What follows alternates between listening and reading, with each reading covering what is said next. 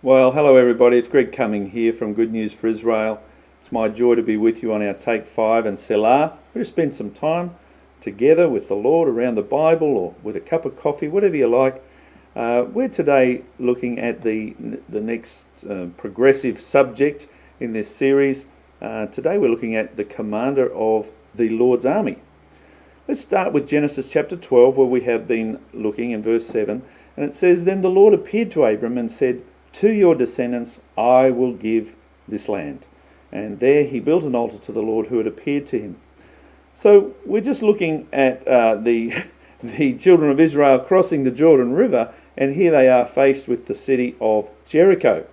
And with Jericho, the city of Palms, standing right before them, just before their very first conquest in the land, Joshua goes for a walk, presumably while all the men are recovering from their circumcision, and he had walked over from Gilgal to by Jericho, it says, which was probably just a few kilometres. And Joshua had been here, remember, before in the land, back when he was about 40 years old. That was 40 years earlier, when Moses had sent him and 11 others to spy out the land. He was probably in prayer and he was just checking out the terrain between Gilgal and Jericho when he came upon a strange sight. He had an encounter, and we picked that up in Joshua chapter 5 and verse 13.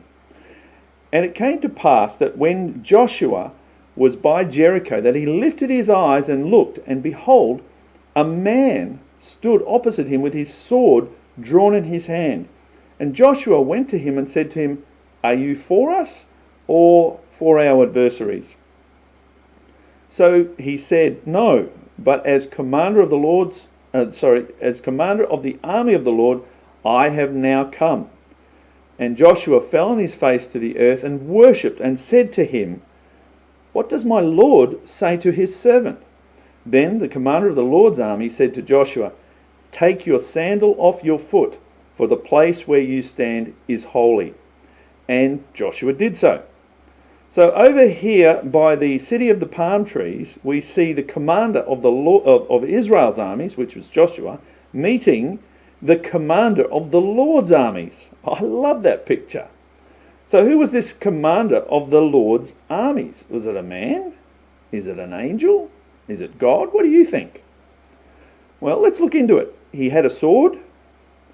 So was he therefore Michael the archangel? In Daniel chapter 10 and verse 13, it mentions Michael the archangel. Well, it could be, but Joshua called him my Lord, or the Hebrew word is Adonai, and fell on his face to the earth and worshipped him. And the commander did not prevent him doing so. Now remember, when the apostle John bowed before the angel prevented him. In Revelation chapter 19 and verse 10, it says, "And I fell at his feet to worship him, but he said to me, 'See that you do not do that. I am your fellow servant and of your brethren who have the testimony of Jesus. Worship God.'" So he's not a man and he's not an angel. To give us a clue, did anyone else in the Bible encounter such men as this?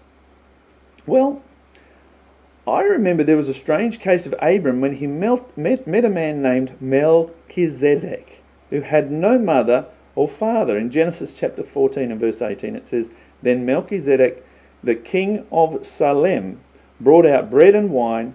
He was the priest of the Most High God. And he blessed him and said, 'Blessed be Abram of God Most High, possessor of heaven and earth. And blessed be God Most High, who has delivered your enemies into your hand.' And he gave him a tithe of all." So we see Melchizedek blessed Abram, and Abram gave him a tithe of all. Does this sound like a mere man? In Hebrews chapter 7 and verse 3, it says that Melchizedek was a person without father, without mother, without genealogy, having neither beginning of days nor end of life, but made like the Son of God, remains a priest continually. Then, of course, there was Jacob, who wrestled with a strange man all night long. In Genesis chapter 32 and verse 24, it says, "Then Jacob was left alone, and a man wrestled with him until the breaking of day. Now when he saw that he did not prevail against him, he touched the socket of his hip, and the socket of Jacob's hip was out of joint as he wrestled with him. And he said, "Let me go, for the day breaks." But he said, "I will not let you go unless you bless me." So he said to him, "What is your name?" And he said, "Jacob." And he said, "Your name shall no longer be Jacob, but Israel, for you have struggled with God and with men, and you have prevailed." Then Jacob asked, saying, "Tell me your name, I pray." And he said, "Why is it that you ask about my name?" And he blessed him there. So Jacob called the name of the place Peniel, for I have seen God face to face, and my life is preserved. So Jacob recognized afterwards that he had been wrestling with God. So who is the commander of the Lord's armies? It's God.